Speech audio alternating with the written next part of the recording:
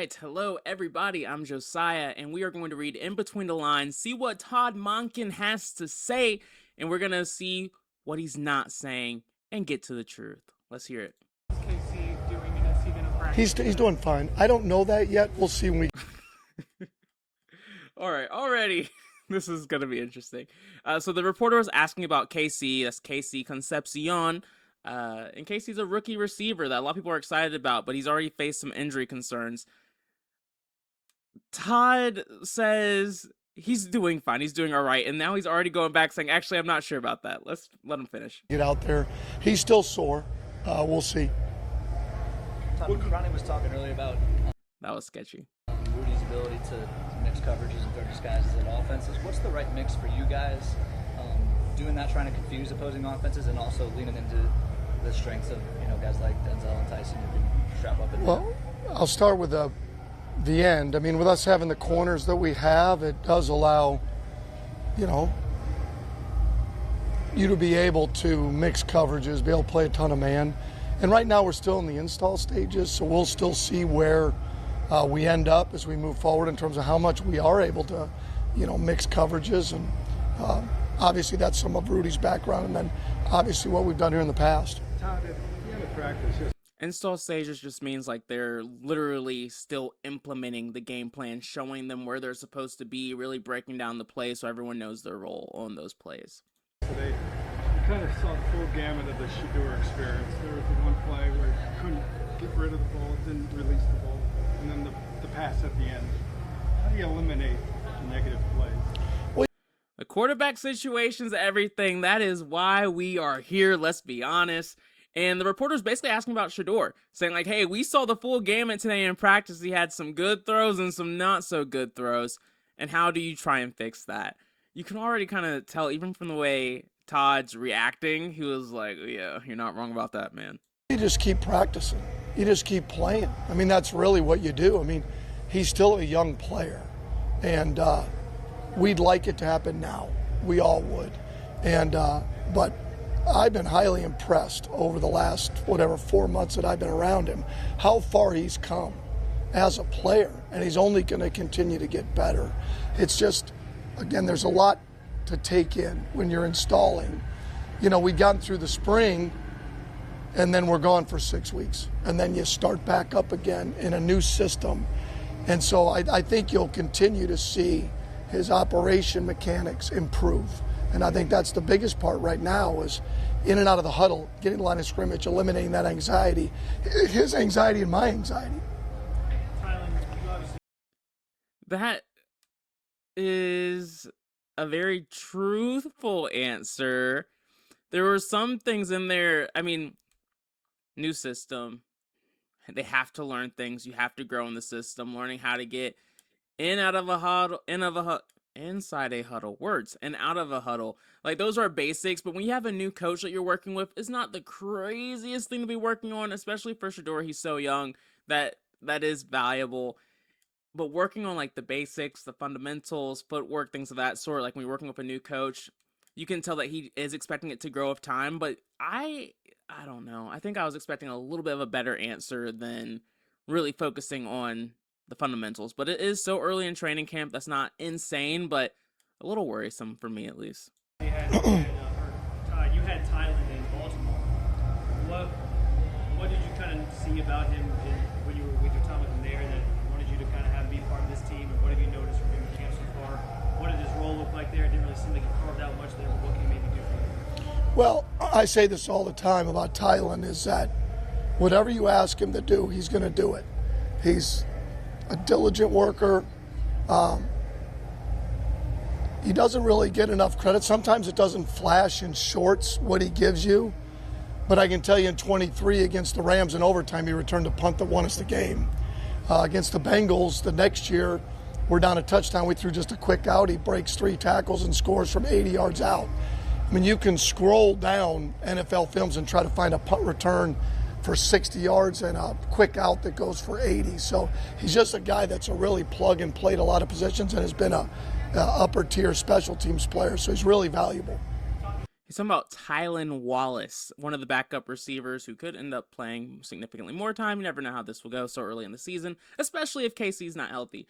But yeah, Tylan, he was in Baltimore for a long, like 5 years, and he did have some moments. He can be a little, shifty and make some guys miss. Those examples were actually like, pretty positive. At first, he concerned me because I thought he was just going to talk about like one kick return.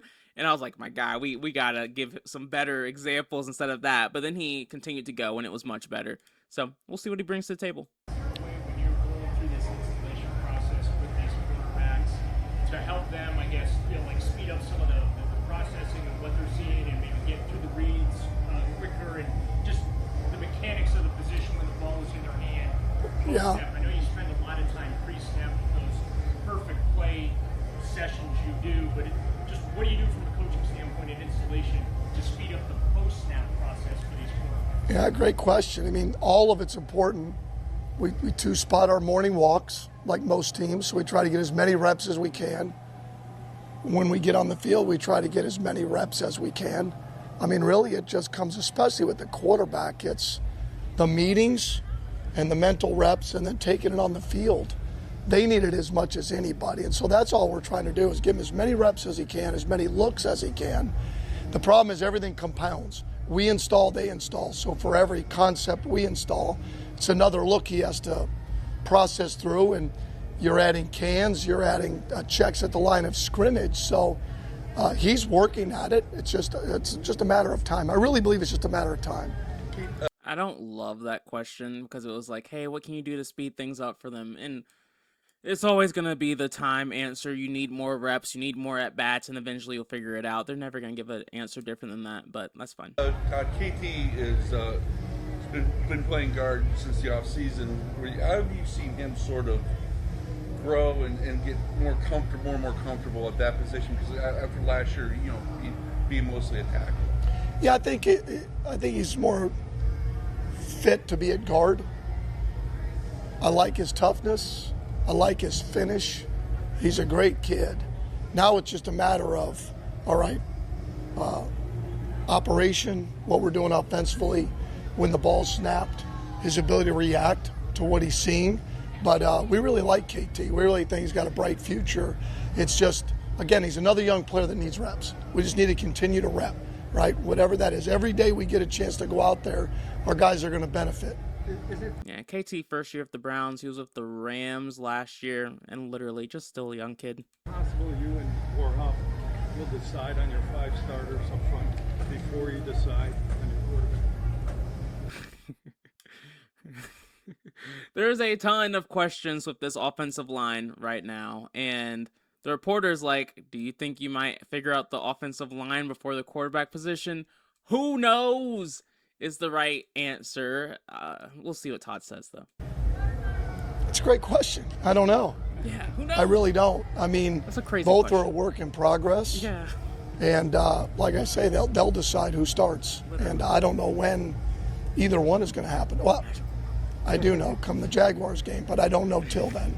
Todd, Deshaun Watson, do you need to see more completions from him? I know you're still in the installation phase, but it just seems like he's almost struggling to put a drive together or to complete as many passes as he would. Well, we'll get a better feel for that. Once we have a little bit longer practices, we'll have move the ball sessions. Right now, the only time we're doing that is in 2 minutes. The only time you get us to try and stack plays besides just running one play after the other, hey, it's 3rd and 4, it's 3rd and 6, 3rd and 7, right? The only time we have that in 2 minutes. And the last 2 days with him in there, we haven't functioned very well with it. Now, a lot of that has to do with the defense in terms of how well they're able to rush the passer. But I'm not concerned about any of that yet with any of the quarterbacks till we actually start working on drives. And then once we get into practices against the Bills and then the preseason games. Todd, yesterday, he was like, stop talking about my quarterback like that. She was like, it sounds like he's really not been able to push drives, like things have been stalling out. And he's like, we're only moving the ball down the field in 2-minute drills. There's so much that's a part of practice. That's not the 2-minute drill. I really like that response. And it Y'all let me know what you think in the comments. But it seems like Todd is defending Deshaun Watson, at least as of right now, a bit more in what he's doing out there on the field. Whereas it seems like Shedeur is more of the project. And it's like, yeah, he'll get there. Whereas with Deshaun Watson, he's like, I'm not even worried, really. This is just part of the process. So I like that answer where he wasn't going to let them run with a narrative of he's struggling in camp when it's like, yeah, like that's where he's supposed to be right now. Jamari came out and Now, is that true? That's a different story. And then once we get into practices against the Bills and then the preseason games. Todd, yesterday Jamari came out in a knee brace, a leg brace, to work on the dressing machine.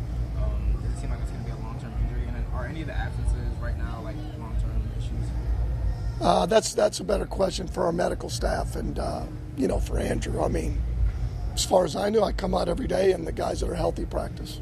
Well, Todd, I want to ask you philosophically about the deep ball. Nah, he didn't even try to answer that question. Like, he's just not talking about injuries.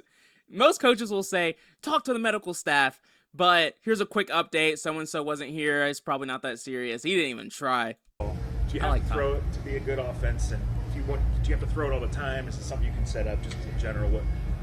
How you go about Another really good question. I mean, you certainly have to have receivers that can go get it, either by speed or by size.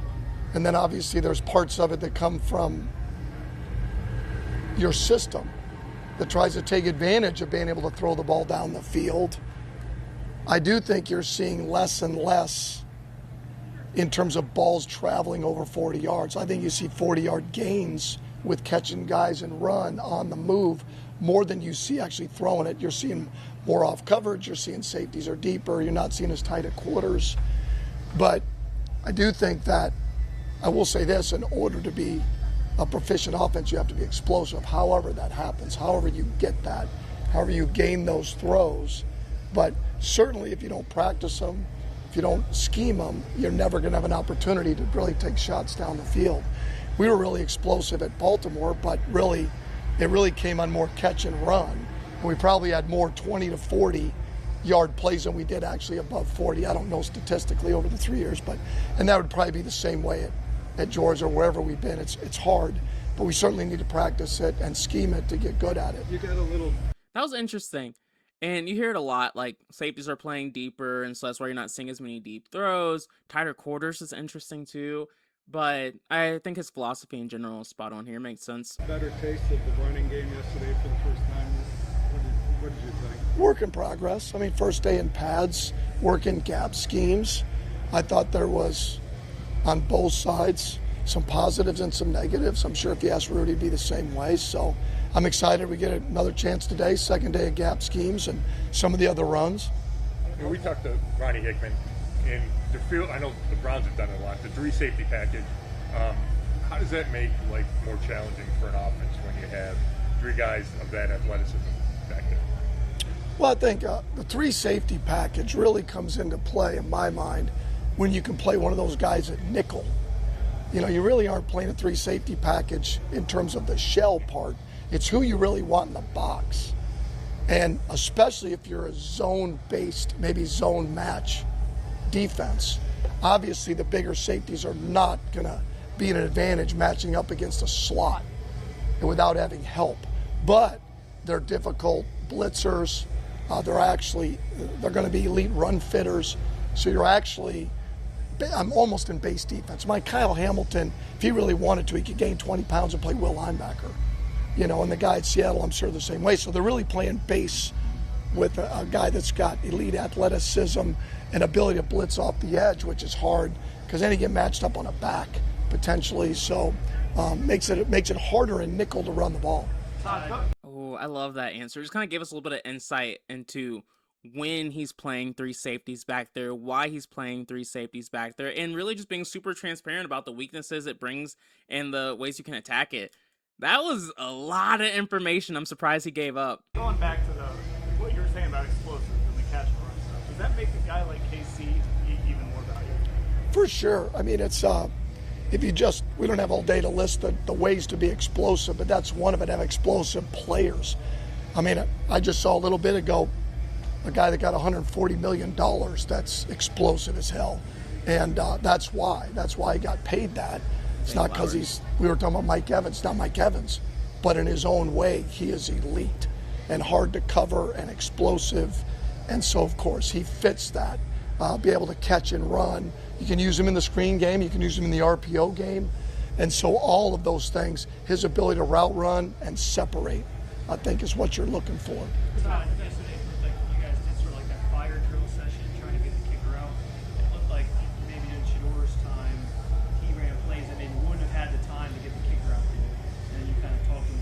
Just well, we were beyond at that moment, we were beyond the fast field goal. We were really limited in terms of the amount of time you had in the red zone, right? Don't have any timeouts. The ability to make a decision of like, can I get the ball to receiver and get out of bounds, or do I have to throw it away, or does it have to go in the end zone? And those are always going to be a work in progress to make sure he understands the situation. What exactly does that word mean, that trigger word that we're telling him? Like, what is that says this cannot happen, right? Otherwise, the half will end, the game will end, right? And that, again, that falls in the same category. Like, with all of our players, that's why you're repping it, right? Because that isn't something that comes up every day. That's different than just running pivot slant or running a screen. That's a scenario that comes up and like, okay, are we really prepared for it? Similar like the headset goes out. All right, what are you going to do? Right, you're just going to keep taking timeouts, or you better have a plan. That's part of the process of situational football. So I guess off of that, my question is going to be kind of like, when you get those moments of practice, how valuable is that to use as a teachable moment for especially a young guy like you? 100%. It doesn't matter who's out there, all of the players. Even on the hurry-up field goal, what's our exit angle? Getting on the field, making sure that we report, right? The holder understanding what the time was. We did in the spring, we lost track of the time. Let the clock run out. I mean, holy shit. You know, that's why you do it, though. That's part of it. I mean, you're doing it so they understand, because there's nothing better than those end-of-game scenarios where you nail it as a coaching staff. And there's nothing worse than when you don't, right? We all know that, right? Okay, boy, that was great execution. Holy cow, or, boy, that didn't look very good. Like, that's crappy-ass coaching. So we just continually try to work on those scenarios. Todd, are you guys in pads today, and what's the plan for the rest of the week with the pads? How many days can you? Pads today, shells tomorrow, pads Thursday, helmets Friday, pads Saturday. Coach, going off kind of what Spencer asked, you coached Lamar for a lot of years, knowing that he works off script a lot. How do you kind of coach against, going off script and staying on script when it comes to quarterback progression? Full of really great questions. That is true. I mean, it's. I think the game has changed. I think you've got quarterbacks that have the skill set of Lamar or somewhere similar to that. They are comfortable with their ability to move and stay clean and see downfield. And you're going to see that when the pocket collapses. More guys, some guys more than others, are more comfortable in the pocket. So what are you going to do? Guys that want to escape quickly, you're training what? How to stay in the pocket. And guys that want to stay in the pocket, you're training how do you find a way to escape. You're basically working all of those areas to improve, right? Sure, we want you to hang in there, right? Be ready to distribute the ball, progress quicker, and get rid of it, 100%. But he does have a natural feel. You guys saw it last year when he gets outside the pocket, keeping his eyes downfield and making explosive plays. We've seen it. So the combination of both. And Deshaun has that as well. And then we have to be really, really elite on the perimeter at our scramble rules and fight for space for our quarterbacks. That's going to come up. I don't care who you play, defensively and offensively, how we handle two-play quarterbacks. That was a good question on what's your philosophy on scripting and when they should get off script. He didn't really give too much context on that, and I think it's because it's something you don't have full rules around. Is more like, hey, when you feel the pressure, you don't see anything open, and you feel like you have a lane to run, you do it. But that's not something that you're going to be able to like have a set like clock on. So it really is more of a feel than a, hey, this is what happens when X happens, because it's just so many different scenarios that can happen there. So you practice all of it. So that was a really good question and a solid answer that I trusted. Some of the pre-snap penalties yesterday, it seemed like there were some of those. Oh, there's a ton. No, it's as I tell the guys, I mean, we're just going to continue to work it, offense and defense. There were times they jumped, we didn't take advantage of it. We didn't actually tap. Okay, well, we went to the cadence. So you're going to work that in the mornings. You're going to work on cadence. You're going to work on all of those things until you get to games, and then you're going to find out where you can be in terms of cadence, you know, in terms of can you carry it to games without what? Constantly 1st and 15. Or defensively, they're 1st and 5. Do you have an idea yet about playtime in Chicago, or is that going to be a last-minute decision? Well, we anticipate, I don't know how it'll go, but right now I anticipate in all the preseason games our guys will play. Now that'll be case-by-case basis, but I know that at this point our plan is everybody will dress and they're going to play. Very good. All right, thank you. Those are two very different things he just said. I expect everyone will play, but it will be by a case-by-case basis. So everyone's not going to play. All right, got you. All right, Todd, I appreciate it. Good stuff, good interviews, good questions. If y'all could, like, subscribe if you want to. I always appreciate the support, but peace out until next time. Have a good one.